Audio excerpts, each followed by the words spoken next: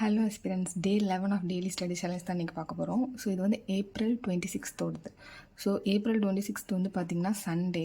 நான் 10th வீடியோக்கே long video make பண்ணலான்னு பார்த்தேன். ஸோ பண்ண முடியல, அதான் 11th வீடியோவுக்கு வந்திருக்கேன். ஸோ 10 வீடியோஸ் வந்து ஸ்டடி சேலஞ்ச் வந்து கம்ப்ளீட் பண்ணியாச்சு. ஸோ இப்போ இது வந்து 11th டேயோடது 10 days கம்ப்ளீட் பண்ணியாச்சு. பட் இன்னும் ரீசனிங் வந்து நான் கம்ப்ளீட் பண்ணல. ரீசனிங் கம்ப்ளீட் பண்ணால் தான் நான் வந்து லாங் வீடியோ மேக் பண்ணுவேன்னு சொல்லியிருந்தேன். பட் ரீசெண்டாக ரொம்ப டேஸாக லாங் வீடியோ போடல அப்படின்னு சொல்லிட்டு போடலான்னு பிளான் பண்ணேன். ஸோ இது வந்து April 26th April 26th Sunday அப்படிங்கிறதுனால ஒரு 4 hours 5:50 minutes தான் என்னால் கவர் பண்ண முடிஞ்சிச்சு. 5 ஹவர்ஸ்க்கு ஒரு 10 minutes கம்மி. ஆக்சுவலாக இப்போ நான் வந்து மெயினாக ஸ்டடி சேலஞ்ச் போடுறேன்னா சாட்டர்டே சண்டே மேக்ஸிமம் வந்து இன்க்ளூட் பண்ண மாட்டேன். அதை மாதிரி வெனஸ்டேவுமே இப்போ கிளாஸ் வைக்கிறதுனால அன்றைக்குமே பெருசாக போட்டதில்லை. எதனாலனா எனக்கு ஸ்டெனோ கிளாஸ் இருக்கிறதுனால கன்ஃபார்ம் நான் வந்து ஒரு 4 hours அந்த மாதிரி தான் படிப்பேன். அதுக்கு மேலே கஷ்டம். 5 hours கொண்டு வந்ததே பெரிய விஷயம். ஆக்சுவலாக நேற்று ரொம்ப ரெஸ்ட் எடுக்காமல் உட்காந்து கம்ப்ளீட் பண்ணணும். ஒரு 5 hours முடிஞ்ச அளவு கம்ப்ளீட் பண்ணிடணும் அப்படி பிளான் பண்ணியிருந்தேன். இப்போ ஸ்டெனோ கிளாஸ் இருக்குன்னா கண்டிப்பாக என்னால் வந்து படிக்கிறது வந்து ஸ்டெனோ கிளாஸ் போயிட்டு வந்துட்டு ஒரு 4 hours தான் படிக்க முடியும். ஏன்னா ஸ்டெனோ கிளாஸ் போகிறதுக்கே ஒரு 3 hours மேலே ஆயிரும். அங்கேயே ஒரு 2 hours 2.5 hours இருக்கிற மாதிரி இருக்கும். இப்படியும் போயிட்டு வரதுக்கு நம்மளுக்கு அப்படியே ஒரு 4 hours கிட்ட அதிலே போயிடும். ஒரு பாதி டே போன மாதிரி இருக்கும். காலையில் ஒரு 10:30 கிளம்புனா ஒரு 1:30 அந்த மாதிரி ஆயிரும். அதுக்கப்புறம் லஞ்ச்லாம் முடிச்சு கண்டிப்பாக வந்துட்டு ஒரு மதியம் வரை அப்படியே போயிடும். காலையில் ஒரு 1 hour 2 hours படித்தா அந்த மாதிரி தான். அது போக ஈவினிங்க்கு மேலே தான் ஈவினிங் தான் ஸ்டார்ட் பண்ணுற மாதிரி இருக்கும். மதியம் சாப்பிட்டதுக்கப்புறம் ரெஸ்ட் எடுத்து. ஸோ 5 hours தான் கண்டிப்பாக என்னால் ஸ்டெனோ கிளாஸ் இருந்துச்சுன்னா முடிக்க முடியும். ஸோ அது 5 hours முடிக்கிறேன். பட் நார்மல் டேஸில் வந்து நான் 6 hours முடிக்கிறேன்னா அது ஆக்சுவலாக கம்மி தான். ஸோ நார்மல் டேஸில் வந்து 7 இல்லைனா 8 hours வந்துட்டாலே கொஞ்சம் பெட்டராக இருக்கும். பட் வர மாட்டேங்குது. ஸோ கொஞ்சம் கொஞ்சமாக கிராஜுவலாக கொண்டு வரணும்னு பிளான் பண்ணியிருக்கேன். 6 hours இப்போது ஸ்டாட்டிக்காக வச்சுருக்கேன். அதை கொஞ்சம் கொஞ்சமாக இன்க்ரீஸ் பண்ணி ஒரு 7 கொண்டு வந்துட்டால் கூட பெட்டராக இருக்கும். 8லாம் கொண்டு வந்து ரெகுலர் பண்ணிட்டா அதுவே எல்லாத்துக்குமே போதுமானது ஃபுல் டைம் ஆஸ்பிரன்ஸ்க்கு. ஸோ பட் நேற்று வந்து பார்த்திங்கன்னா என்னென்னு தெரில, ஸ்டெனோ வந்துட்டு நாங்கள் வந்து ஒரு 2 வாரமாகவே ஒரு 2 ஸ்பீடு தான். ஒரு வாரத்துக்கு 2 ஸ்பீடு அந்த மாதிரி தான் பார்த்துருந்தோம். மொத்தமே 4 ஸ்பீடு தான் நாங்கள் ஒரு 2 weeksல பார்த்துருக்கோம். ஸ்டார்டிங்கிறதுனால அப்படி இருக்கும். அதனால என்ன பிளான் பண்ணோன்னா இந்த வாரம் கண்டிப்பாக 4 ஸ்பீடு கண்டிப்பாக பார்க்கணும் அப்படின்னு சொல்லிட்டு பிளான் பண்ணதுனால நெக்ஸ்ட்டு 2 ஸ்பீடு எடுத்தோம். இந்த 2 ஸ்பீடை வந்து இன்றைக்கி காலைல ஆன்லைன் கிளாஸ்லேயும் நாளைக்கு ஆன்லைன் கிளாஸ்லேயும் கம்ப்ளீட் பண்ணிவிட்டு புதன்கிழமை இல்லைனா வியாழக்கிழமை வந்துட்டு அடுத்த 2 ஸ்பீடு எடுத்துடணும். இந்த வாரம் 4 ஸ்பீட் முடிக்கணும்னு ஒரு பிளான். அதனால் ஸ்டெனோ ஃபுல்லாக உட்காந்து கம்ப்ளீட் பண்ணலான்னு ஸ்டார்ட் பண்ணால் நேற்று ஃபுல்லாகவே ஸ்டெனோ மட்டும் தான் என்னால் முடிக்க முடிஞ்சிச்சு. ரீசனிங் கொஞ்ச நேரம் எடுத்திருந்தேன். ரீசனிங் என்னென்னா கேலண்டர் டாபிக். எனக்கு என்னமோ தெரியல, ரீசனிங் வந்து கொஞ்சம் அந்த டாபிக் வந்து கொஞ்சம் லேகாக போச்சு. ரொம்ப எடுக்க தோணலை. அதுக்கப்புறம் ரீசனிங்குமே இப்போது தொடர்ந்து ரொம்ப ரஷ் பண்ணி முடிச்சுக்கிட்டே இருக்கிறதுனால அது கொஞ்சம் நேற்று எடுக்கவே தோணலை. அதனால் ஓகேன்னு சொல்லிட்டு ஸ்டெனோ வந்து இன்ட்ரெஸ்ட்டாக போய்கிட்டு இருந்தனால ஸ்டெனோவே ஒரு 4 hour கிட்ட கம்ப்ளீட் பண்ணியிருக்கேன். நேற்று ரீசனிங் ஸ்டெனோ மட்டும் தான் எடுத்திருந்தேன். ஸோ நேற்று வந்து 4 hours 50 minutes. 5 hours பெரிய விஷயம் ஆக்சுவலாக. சாட்டர்டே சண்டே பொறுத்தளவில் ஸ்டெனோ கிளாஸ் போயிட்டு வந்து நார்மல் டேஸில் 6 hours கன்ஃபார்ம் கம்ப்ளீட் பண்ணிடுவேன். ஸோ நான் வந்துட்டு இப்போது வந்து பென்சில் தான் எனக்கு ஒரு பெரிய பிரச்சனையே ஸ்டெனோவில். இந்த பென்சில் பார்த்திங்கன்னா நல்லாயிருக்கும். டாம்ஸ் தான், 2மே டாம்ஸ் தான். பட் இந்த பென்சில் வந்துட்டு நேற்று வந்து ஃபுல்லாக வந்து பாதிக்கு மேலே பாதி பென்சில் இப்போ காலி ஆகிடுச்சுன்னா அதுக்கப்புறம் ஃபுல்லாகவே ஷார்ப் பண்ண ஃபுல் நீடிலும் விழுந்துருது. நம்ம எழுதக்கூட மாட்டோம், ஷார்ப் பண்ணும்போதே ஃபுல் நீடிலும் விழுந்துருது. அப்போ பாதி பென்சிலோட ரேட் நம்ம என்ன பண்ண முடியும்? நம்ம யூஸே பண்ண மாட்டோம். அதனால் எனக்கு ரொம்ப டிசப்பாயிண்டிங்காக இருந்துச்சு. எனக்கு நிறைய பென்சில் இப்படி தான் பண்ணும். அப்சராவும் ஸ்டார்டிங்கில் அப்படி பண்ணனால தான் அப்சரா வாங்குறத விட்டேன். இப்போ ஓகே, அது நம்ம ட்ரை பண்ணி பார்க்கலாம். ஒரு வேளை இப்போ கொஞ்சம் நம்ம இப்போ வாங்குறப்போ நம்மளுக்கு குவாலிட்டி நல்லா வந்துச்சுன்னா ஓகேவாக இருக்கும்ல அப்படின்னு சொல்லிட்டு நான் இப்போ அப்சராவும் வாங்கலான்னு பிளான் பண்ணிட்டேன். இந்த பென்சில் ஓகே தான், எழுதுறதுக்கும் நல்லா தான் இருக்குது, ரொம்ப உடையவும் இல்லை. பட் ஒரு சில பென்சில் பாதிக்கு மேலே ஃபுல்லாகவே நம்மளுக்கு வந்து ஃபுல் நீடிலும் பண்ண ஷார்ப் பண்ணிக்கிட்டே இருக்கணும். இங்கே வர நம்ம ஷார்ப் பண்ணி தான் முடிப்போம். அது அதாச்சும் எழுதின பாடாக இருக்காது, பாதி பென்சில் தான் எழுதியிருப்போம். அந்த மாதிரி தான் இதுக்கு இப்போ பென்சில்ஸ் எல்லாமே ஏன்னு தெரியல.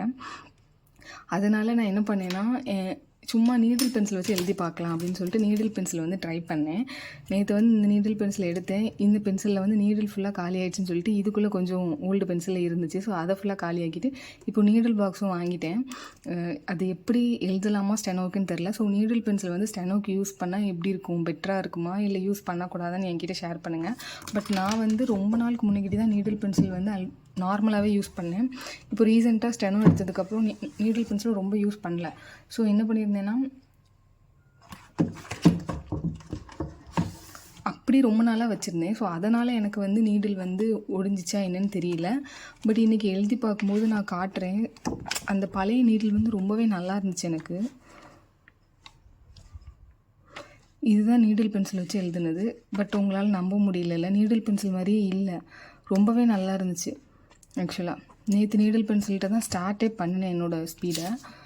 ஸோ நேற்று ஃபுல்லாக அதை வச்சு தான் எழுதினேன். அதுக்கப்புறமா பார்த்திங்கன்னா நீடில் வந்து காலியானதுக்கப்புறம் இது வந்து இன்னொன்று ஒரு நீடில். ஸோ இது வந்து கொஞ்சம் லைட்டாக இருந்துச்சு. இது வந்து வேறு பென்சிலில் இருந்த நீடில். இது வந்து கொஞ்சம் லைட்டாக இருந்துச்சு. இன்னும் நார்மல் பென்சிலே எடுக்கலை. அதில் நீடில் காலியானோன்னா இப்போ வந்து ஒரு நீடில் பாக்ஸ் வாங்கியிருக்கேன். பட் அது எப்படி இருக்குன்னு தெரில, இன்னும் போட்டு எழுதி பார்க்கல. பட் ஸ்டெனோக்கு யூஸ் பண்ணலாமான்னு தெரில. பட் கிளாஸில் யூஸ் பண்ணால் சார் திட்டுவாங்க. ஸோ வந்து வீட்டில் வச்சு மட்டும் யூஸ் பண்ணலாம் அப்படின்னு பிளான் பண்ணியிருக்கேன். ஸோ இதுதான் நான் ஃபஸ்ட்டு ஓல்டாக வச்சுருந்த நீடில் பாக்ஸ். பட் இது வந்து செலோன்னு நினைக்கிறேன். எனக்கு இதோட பிராண்ட் என்னன்னு தெரியல. ரொம்ப நாளுக்கு முன்னாடி வாங்கினது, அப்படி யூஸ் பண்ணாமல் வச்சுருந்தது. இப்போ இது தான் வாங்கியிருக்கேன். பட் இது வந்து இந்த பிராண்ட் நல்லா இருக்குமா எனக்கு தெரியல. இதுதான் அந்த ஷாப்பில் இந்த ஒன்று தான் இருந்துச்சுன்னு சொல்லிட்டு இது வாங்கியிருந்தேன். அதே மாதிரி பென்னும் பார்த்திங்கன்னா நான் ரீசெண்டாக இந்த பென் தான் யூஸ் பண்ணியிருந்தேன். எனக்கு என்னமோ இந்த பென் எனக்கு ரொம்பவே கம்ஃபர்டபுளாக இருந்துச்சு, நல்லா இருந்துச்சு. எனக்கு ரொம்ப பிடிச்சிருந்துச்சி இந்த பென்னு. ஸோ அதனால் யூஸ் பண்ணேன். பட் இந்த பெண்ணுமே காலியாக போகுது. ஸோ இதுவுமே வாங்க போனேன். பட் இந்த பெண்ணுமே அங்கே இல்லை.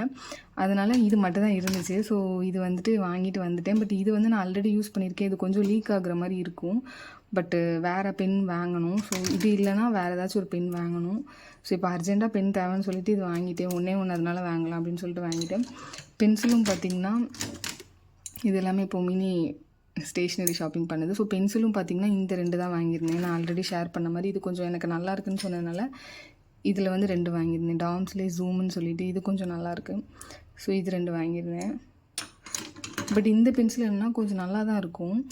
இது எப்படின்னா நம்மளுக்கு ஷார்ப்பாக இருக்கும்போது நல்லாயிருக்கும். கொஞ்சம் மைல்ட் ஆகிட்டுனாலே அவ்வளோவா நல்லா இருக்காத மாதிரி ஒரு ஃபீல் கொடுக்கும். கொஞ்சம் ரொம்ப ஒரு மாதிரி நம்மளுக்கு டார்க் ஸ்ட்ரோக்காக எழுதுகிற மாதிரி இருக்கும். கொஞ்சம் நல்லா ஷார்ப் பண்ணால் தான் கொஞ்சம் நல்லாயிருக்கும் மைனூட்டாக எழுதுறதுக்கு. ஷார்ப் பண்ணிக்கிட்டே இருக்கணும் இந்த பென்சில் வந்துட்டு.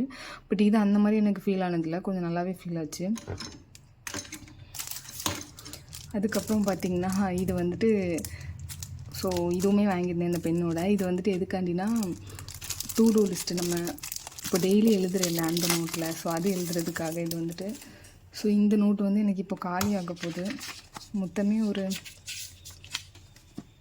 ஃபியூ பேஜஸ் கிட்ட தான் இருக்குது. ஸோ அதனால் இதை வந்து மேலே நம்ம ஸ்டார்ட் பண்ணிடலாம் அப்படின்னு சொல்லிட்டு பிளான் பண்ணியிருந்தேன். இது வந்து 100 பேஜஸ் இருக்கும். இப்போ நம்ம வந்துட்டு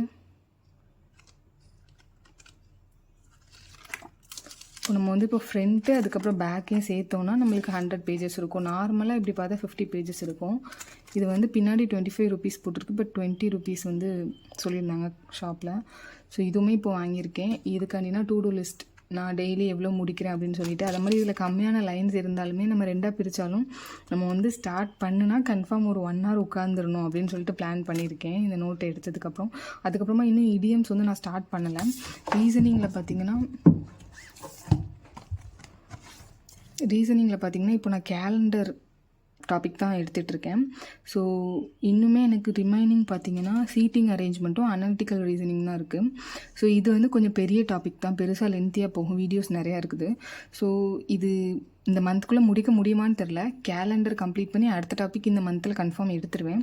நெக்ஸ்ட் மந்தோட ஃபஸ்ட்டு வீக்லேயாச்சும் எப்படியாச்சும் ரீசனிங் முடிக்கன்னு பிளான் பண்ணியிருக்கேன். பட் ரீசனிங் ஒரே இதை ரீசனிங் எடுத்ததுனால எனக்கு கொஞ்சம் அப்படி லேகாக போகுது. ஸோ இடியம்ஸ் எடுக்கலாமா அப்படின்னு பிளான் பண்ணாலும் இடியம்ஸ் எடுத்தாலும் ரொம்ப லென்த்தியாக அப்படி வச்சுக்கிட்டே இருக்கிற மாதிரி இருக்கும் ரீசனிங்கை. அதனால் சரி ரீசனிங்கை கம்ப்ளீட் பண்ணிவிட்டு நம்ம இடியம்ஸ் எடுக்கலாம் அப்படின்னு பிளான் பண்ணியிருக்கேன். ஸோ ரீசனிங்கை வந்து மே ஃபஸ்ட்டு வீக்கில் எப்படியாவது கன்ஃபார்ம் கம்ப்ளீட் பண்ணணும். ஸோ ரீசனிங் பார்த்திங்கன்னா இப்போ கேலண்டர் டாபிக் தான் போய்கிட்டு இருக்குது. இம்பார்ட்டண்டான ஒரு விஷயம் என்னென்னா இப்போ வந்துட்டு எஸ்எஸ்சி செலெக்ஷன் போஸ்ட்டுக்கும் அப்புறம் எஸ்எஸ்சி ஸ்டெனோகிராஃபர் எக்ஸாமுக்கும் வந்துட்டு நோட்டிஃபிகேஷன் வந்து வந்துடுச்சு. நீங்கள் வந்து அப்ளை பண்ணுற டேட்டில் வந்து போர்ட்டல் வந்து இப்போ ஓப்பன் ஆகிடுச்சு. ஸோ நீங்கள் வந்து அப்ளை பண்ணலைன்னா இன்னும் எஸ்எஸ்சி செலெக்ஷன் போஸ்ட்டும் அதுக்கப்புறமா எஸ்எஸ்சி ஸ்டெனோகிராஃபிக்கும் வந்து அப்ளை பண்ணிடுங்க. எஸ்எஸ்சி ஸ்டெனோகிராஃபர் வந்து இப்போ 2-3 நாளுக்கு முன்னாடி தான் வந்துச்சு, நோட்டிஃபிகேஷன் ஓப்பன் ஆகிடுச்சு. அது கூட ஒரு 3 வீக்ஸ் 2 வீக்ஸ் கிட்ட டைம் இருக்கும் அப்ளை பண்ண. பட் செலெக்ஷன் போஸ்ட் வந்து 2 வீக்ஸ்க்கு முன்னாடியே வந்துடுச்சு. அது வந்து மே 5 தான் வந்து லாஸ்ட் டேட். நம்மளுக்கு மே 5 தான் லாஸ்ட் டேட். பட் ஸ்டெனோகிராஃபருக்கு வந்து மே 10க்கு அப்புறம் ஒரு 2 days இருக்கும்னு நினைக்கிறேன். மே 10 கிட்ட வரை இருக்குது. பட் செலெக்ஷன் போஸ்ட்டுக்கு மே 5 கிட்ட தான் இருக்குது. 4.3லே ரொம்ப சர்வர் வந்து பிஸி ஆயிரும். ஸோ அப்ளை பண்ணாதவங்க வந்து சீக்கிரமாக அப்ளை பண்ணிடுங்க. ஸோ நான் வந்து இது நெக்ஸ்ட்டு இதுக்கப்புறமா ஒரு ஷார்ட்ஸ் வீடியோ போட்டாலுமே அதில் வந்து நான் கண்டிப்பாக இதை வந்து இந்த இம்பார்ட்டன்ட் விஷயத்தை வந்து கண்டிப்பாக ஷேர் பண்ணுறேன் ஒரு கிளிம்ஸாக. ஸோ அதை ஷேர் பண்ண நினச்சிட்டே இருந்தேன். ஸோ லாஸ்ட்டாக வீடியோ எண்டிங்கில் ஷேர் பண்ணியிருக்கேன். ஸோ நீங்கள் வந்துட்டு அப்ளை பண்ணலைன்னா இன்னும் அப்ளை பண்ணிடுங்க. அதை பற்றின டீட்டெயில்ஸ் தெரியலனா நிறையா யூடியூப்பில் சர்ச் பண்ணி பார்த்துட்டு சீக்கிரமாக அப்ளை பண்ண பாருங்கள். எஸ்எஸ்சி செலெக்ஷன் போஸ்ட்டுக்கும் எஸ்எஸ்சி ஸ்டெனோகிராஃபர் எக்ஸாமுக்கும்.